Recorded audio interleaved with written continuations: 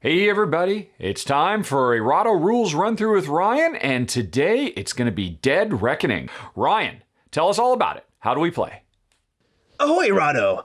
I've suffered a minor injury since last we spoke. It's kind of embarrassing, I don't really want to talk about it.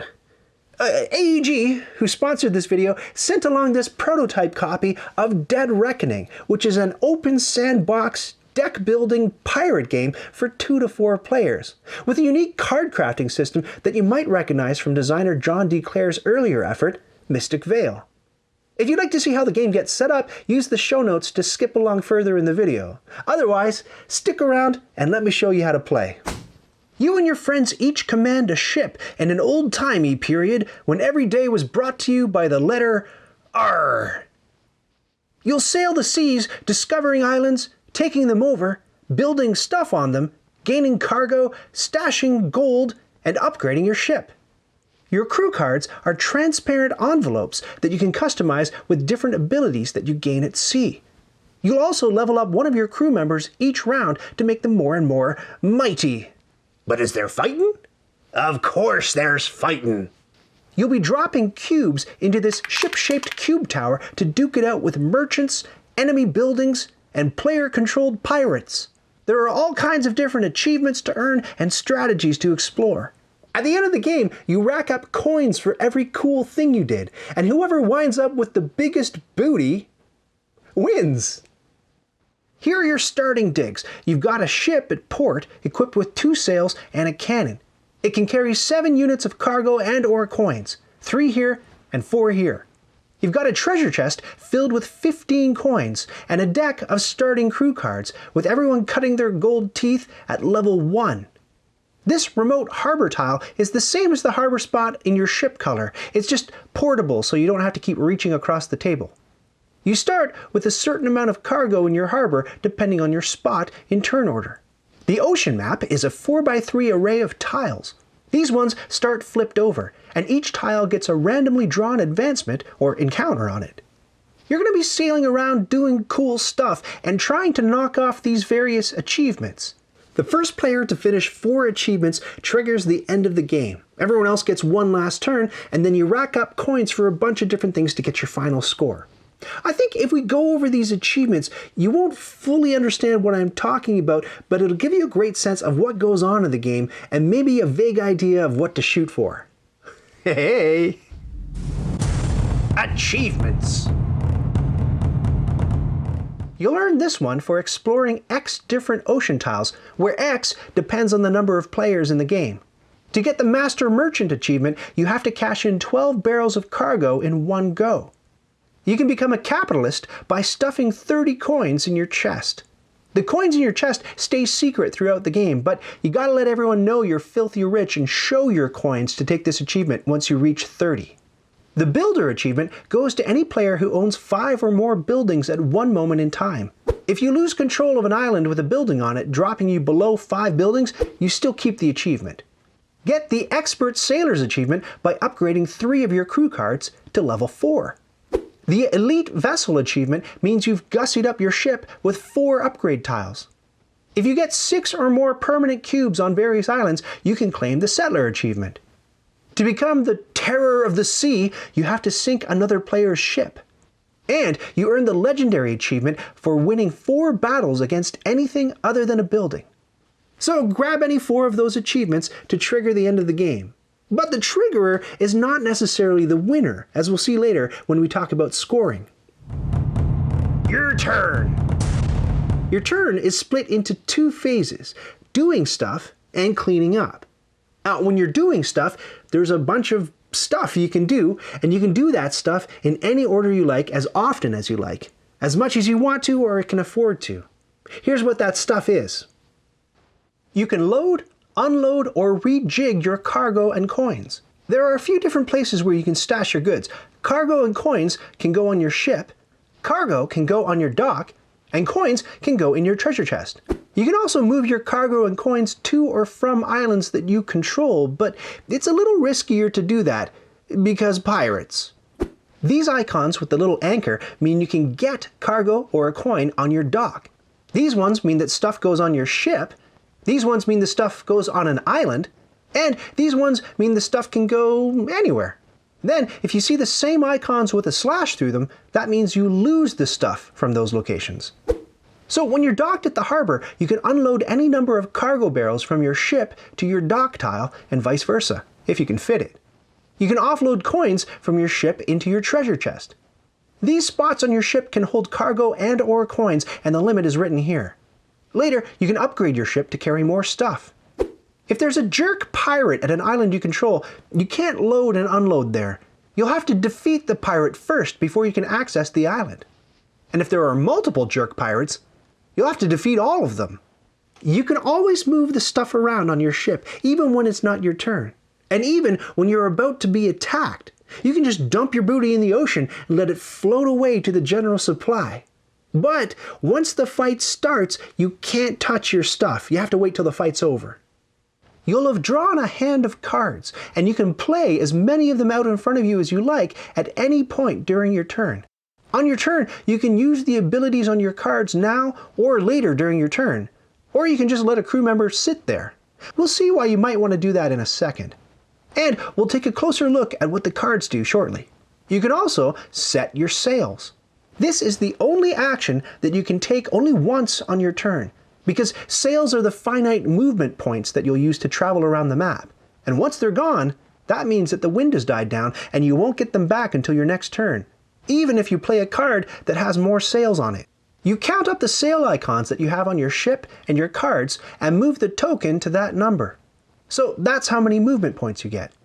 Your ship has 2 sail icons to start, but the catch is that if you've got any coins or cargo blocking up either of these 2 sections, you can't hoist those sails. So you don't get those movement points. But if you're docked at the harbor or at an island you control with no enemy pirates around, you can technically offload all your stuff, hoist your sails, and then load it all back on. So the shorthand for this is that you get to hoist these ship sails whether they're blocked or not, as long as you're at harbor or at an island you control that isn't infested with pirates. If you're at an island you don't control, you can always unload your stuff there in order to hoist more sails. But you can't load that stuff back onto your ship since it's not your island. Alternatively, you could rearrange your stuff to free up a sail, or dump it in the ocean if you really need sails this turn. Your ship can move orthogonally around the map, but never diagonally. It costs 1 sail point per tile to move. Every dock is just 1 movement point away from any of the first row tiles, so this player can move down here with a single movement point. If you stop on an undiscovered tile, you have to flip that tile over. There's a numbered box of enhancement and encounter cards for each of the 4 rows. Take one out of the box and stick it on the new island. You can move through an undiscovered tile to a discovered one, but you can only discover 1 tile on your turn. So if you flipped a tile and you still have movement points, you can't sail onto an undiscovered tile and end your turn there. Whenever you discover a tile, remember to put one of your cubes on the Navigator achievement. Once you place X cubes, depending on your player count, you can put your marker there and claim the achievement. You're allowed to move through or stop on tiles with other players' ships on them because they're peaceful merchants and it's all cool. But some players are in pirate mode, which means they're jerks. You can move through a tile with 1 or more players who are in pirate mode, but if you stop there, you'll start a fight. If more than 1 pirate is there, you'll start a fight with absolutely everybody. If you're on a tile that has an advancement or encounter card there, you can buy it or resolve it. You can acquire up to 2 of these advancements on your turn. The cost is here, so with this one, you gotta pay 4 barrels of cargo from your ship. You take the card and put it next to you on the table for now. Encounters are a tiny bit different because they give you a choice. You can buy them, just like advancement cards, or you can flip them over and resolve them. All of the encounter cards in the base game are merchant ships. When you flip the card, you'll usually end up fighting the ship, and different things can happen depending on whether you win or lose. I'll cover combat rules shortly, so sit tight. The cards get juicier and more powerful the farther out to sea you sail. If you buy an advancement card, the tile stays cardless until the end of your turn, because that section of the sea has nothing more to teach you, for now.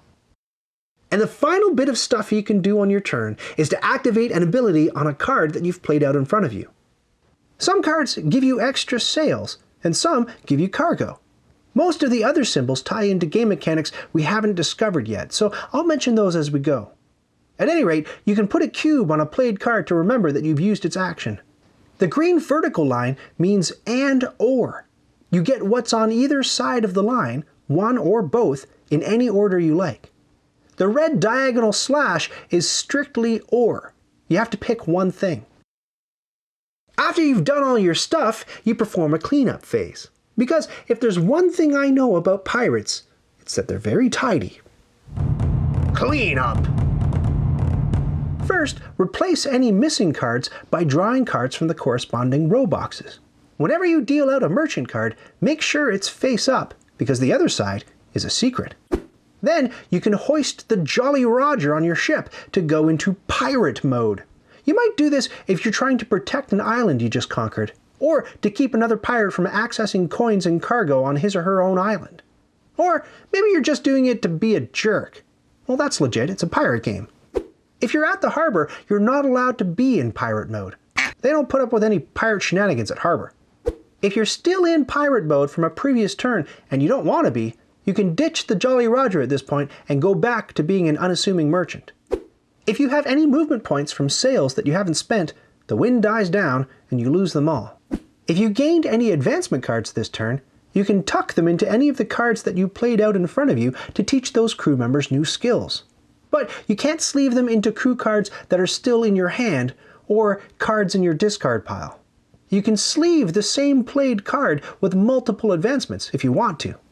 If the card you want to sleeve isn't out in front of you, you can hold the advancement in reserve until the crew member you're looking for shows up in a later draw, and you can sleeve it at the end of that turn if you play the crew card.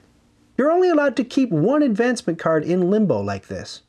Pirates are very organized learners, so the advancement cards will have one or more actions or icons on either the top row, the middle row, or the bottom row. And this little icon helps you see at a glance which row a particular advancement fits. Pirates aren't great multitaskers, so you can't sleeve an advancement into a crew card that already has something in that row. The crew members you played on your turn are now sleepy, so throw all those played crew cards into your discard pile and draw 4 new cards up to your hand limit of 6 cards, whichever comes first. Some of the cards you played in your turn may let you draw more than 4 cards at this point. It's 1 extra card for each of these symbols you activate before discarding your previous turn's cards. But that increased draw count doesn't crank up your hand limit. Controlling certain islands does actually increase your hand limit, so keep your eye on those. If your deck owes you cards and your draw pile is empty, shuffle your discard pile. Now, because you're sleeving your cards, some cards may feel thicker than others. To avoid cheating your draw by feels, you can ask another player to cut your deck to keep you honest. Honest like a pirate. As you play, your pirates gain experience. At any point before your next turn, you get to pick one of the crew cards you just drew and level it up. To crank a level 1 card up to a level 2 card, you rotate it. To go to level 3, you flip it, and then rotate it again to go to level 4. Remember to mark the Expert Sailor's achievement if you boost a 3rd card to level 4. The ability tree for each card type is on this handy little player guide. You may want to wait to level up a card. Say, if someone attacks you before your next turn, maybe you want to level up a crew member who gives you more cannons. But if play comes around to you and you still haven't leveled up any of your crew, well, do that before you start your turn. There's a whole area control game going on with these islands. Island control! If your ship is at an island and you activate one of these symbols on a card, you can put one of your cubes on the island on one of these spaces to stake your claim. Different islands have different numbers of spaces. If all the spaces are full up, pick someone else's cube and replace it with your own. Whose island? Your island. You have to treat the actions on your cards as discrete. So a level 3 Buccaneer lets you place 3 cubes on an island. But remember, pirates are lousy multitaskers. So you can't place one of those cubes here, sail next door, and place the other 2 here. In other words, you can't split up the actions on that single row. If you want to know if you control the island, ask yourself 2 questions. Do I have more cubes than anyone else? And do I have more cubes than there are empty spaces? So here, no, you don't control this island because you don't have more cubes than anyone else. And here, well, no, it's not yours because you don't have more cubes than there are empty spaces. But if you get another cube on there, that island is yours. Whenever you take control of an island, you get to write a page in that island's history book by putting another cube here in this permanent cube area. And no one can knock that cube out of there for the rest of the game. So it is written. Remember, if you get 6 permanent cubes out onto various islands, you can claim the Settler achievement. Anytime you place a cube and control of the island switches to you, you get another permanent cube. So if you control this one, but someone takes it away from you, but you take it back, you're back in the books and you get another permanent cube on it. And if you take control of an island that has buildings on it, the deposed rulers wreck everything as they flee, so those buildings get destroyed. What can you do with an island you control? Well, if you activate a card with this symbol on it, you can make one of your islands produce stuff. You technically don't have to control the island to make it produce goods, but it's kind of a sketch idea to enrich an island you don't control, or don't plan to control very shortly. Pirates can't thrive on community booty. Look for the icon down here to see what the island generates. If there's an open sea tile pointing at the island, it gets 1 additional coin whenever it produces. The clear thematic justification is that the oceans are filled with fish that are stuffed with money like piñatas. Those fish are spitting those coins onto the neighboring islands. So, goodies show up on the island, and since you control it, you can load cargo and coins from there onto your ship, as long as your ship is at that island, and there's no enemy pirate blocking you.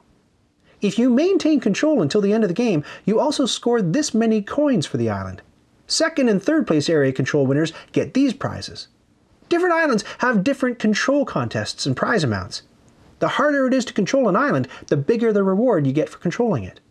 If you activate this symbol on a card, you can buy a building for your island, either a fort, garrison, or outpost, for various prices.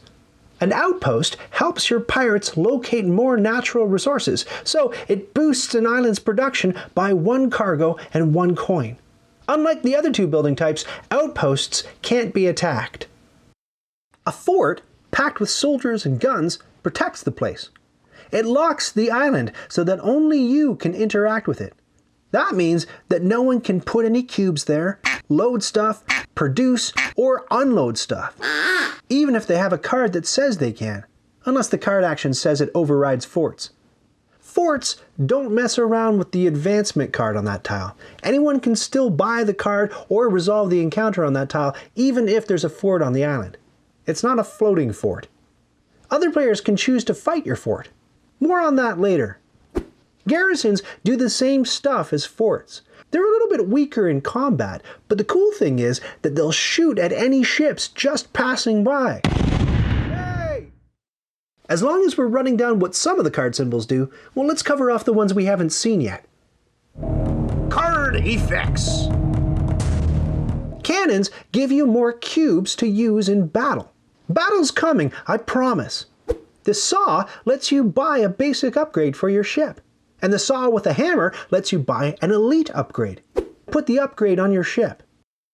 You can stack tiles if you want or need to, like when your uncle built that new deck on top of his old deck. Each tile is worth endgame points to you, whether it's covered up or not. Remember, you can earn the elite vessel achievement for buying 4 upgrade tiles. This icon lets you repair damage on your ship. 5 damage tokens will sink you, so you don't want to let them pile up. Wheels don't do anything on their own, but they act as a multiplier when paired with other effects. So for example, this advancement puts a wheel on the card, and gives you a cannon for every wheel on the card. So that's 1 cannon. If you add another wheel to the card later, now you're getting 2 cannons, 1 for each wheel. This icon lets you attack another player who isn't already asking for a fight by being in pirate mode. Some cards have battle effects, which we'll talk about in a sec. We're almost at combat. Don't pop your eye patch. Finally, there's some purple jazz on some of the cards that give you endgame scoring bonuses. like this one, which lets you cash in cargo for coins at the end of the game. Fighting. Yo-ho! We made it to combat. Here's how you fight in Dead Reckoning. If you stop at a tile with one or more pirates on it, you fight. If you choose to battle a merchant card instead of buying it, you fight.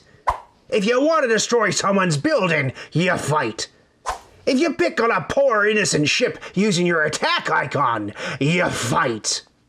And you get one crack at fighting each ship, merchant, or building.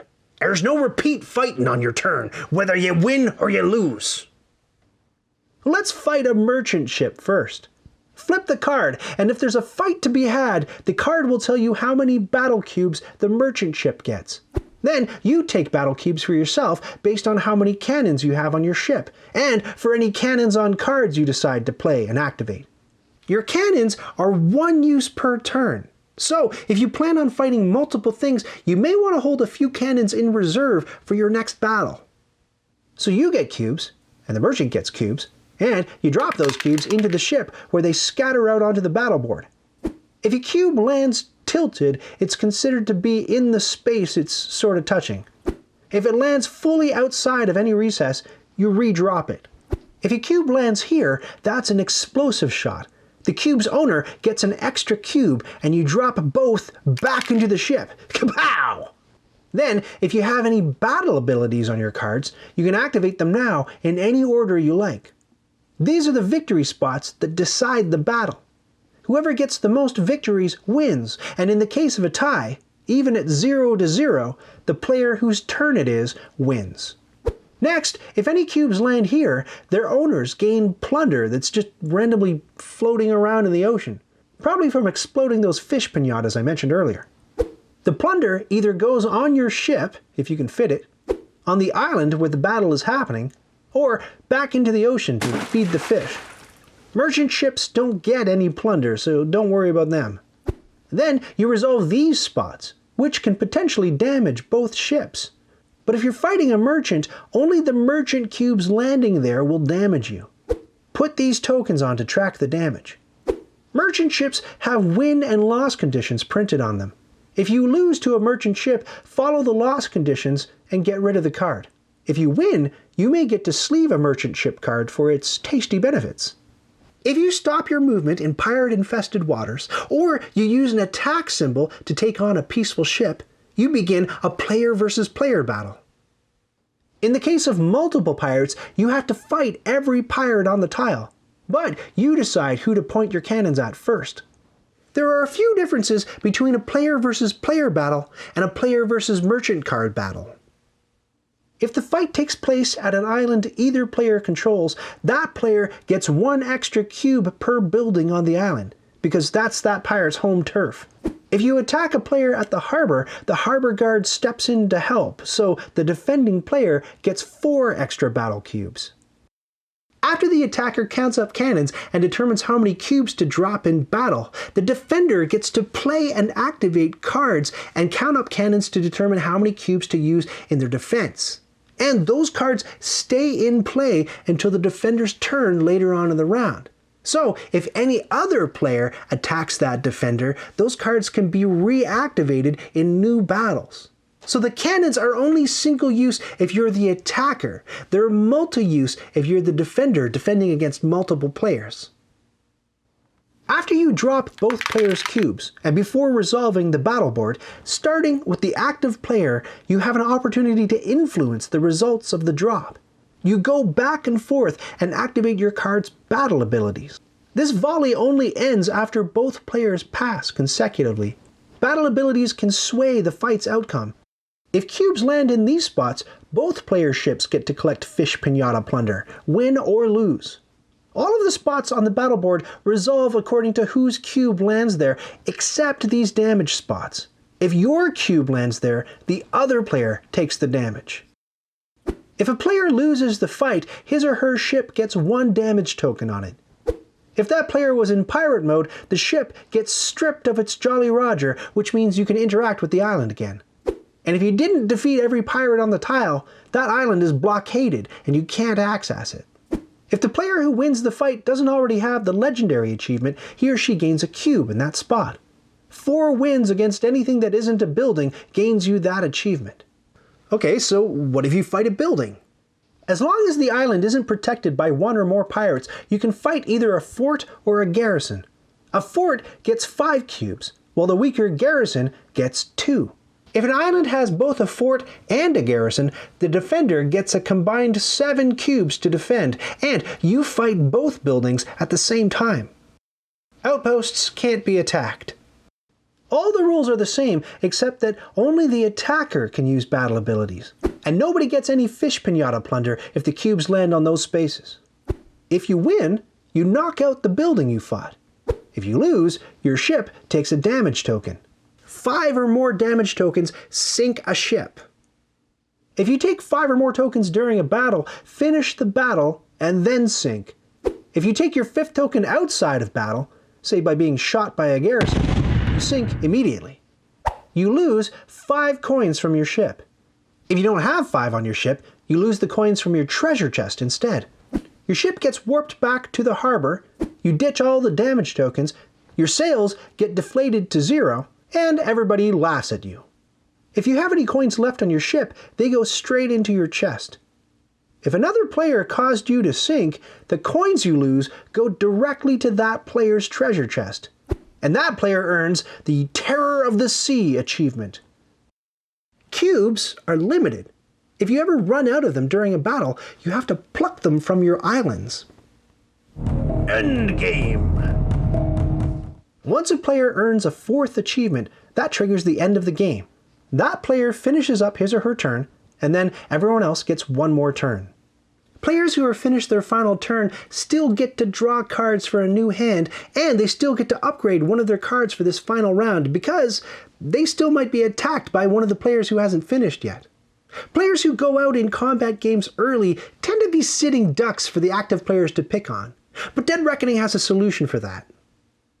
If you want to knock out island cubes owned by a player who's out of the game, you have to pay 2 cubes for every 1 you replace.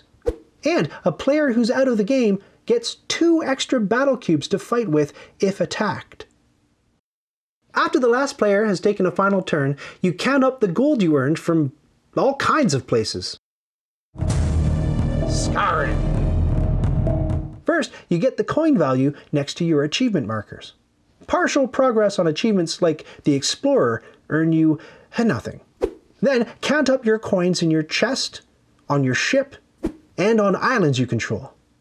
You get 1 coin for every building on an island you control. Every 2 advancements you bought get you 1 coin, whether they're sleeved or not. Each basic ship upgrade tile you build gets you a coin, and each advanced tile gets you 2 coins, even if the tile is covered up by another one. If you have any cards with any purple metascoring bonuses, count those up. Then you award coins according to the island control contests. If 2 players tie, they each get the prize for the next level down, so a tie for 3rd place gets you nothing. The weird part is that the empty spaces count as another player, so here the empties take 1st, and the blue player takes 2nd place. If there's a tie at the end of the game, it's decided by fighting. All tied players count up the cannons on all of their cards and on their ship, and they drop that many cubes into the cube tower. Nobody gets to use any battle abilities on cards, but the exploding shot spaces still count. Battle strength wins it, and if you're still tied, keep dropping until 1 pirate comes out on top. Set up! To set up the game, everyone takes a ship and a bunch of cubes. 1 cube goes here to mark your sails. You get a treasure chest stocked with 15 coins and a dock token. You can put your ship there or on the harbor board, it doesn't matter. You get a few achievement markers and a pirate flag. Take a reference card and a starting deck consisting of a captain, a first mate, a purser, a buccaneer, a bosun, 2 gunners, 2 deckhands, and 3 crew. Shuffle your cards together and draw 4 for a starting hand. Split the island tiles out from the open ocean tiles. Randomly select 10 islands in a 4-player game, 9 for a 3-player game, or 8 for a 2-player game. Then shuffle those tiles together with these 2 ocean tiles, and add this one in a 3-player game, and this one in a 2-player game. You'll end up with 12 tiles that you deal out to the table in a 4x3 array. Flip the 3 tiles closest to the harbor. Shuffle the advancements according to which row they belong to, and stuff each stack in its respective row box, mysterious side out. Put the row boxes near each row. Pop out row 1 cards to the first row. Stack the ship upgrade tiles by type and keep them handy. Put the buildings, coins, cargo, and damage tokens nearby to form a supply. The first player is whoever most recently studied the ichthyological phenomenon of fish piñatas. I just made that up. You can choose randomly. The first player gets 1 barrel of cargo to start. Second player gets 2. Third player gets 3. And the fourth player gets 2 barrels and 1 extra card upgrade off the top of the game. And now you're ready to play Dead Reckoning. Okay, so there I was with my novelty cocktail plastic sword in one hand, and Thanks, Ryan. I think we've got it. And if you folks would like to learn a little bit more about this game, you can follow the links that are on the screen right now or down in the show notes in 5, 4, 3, 2, 1.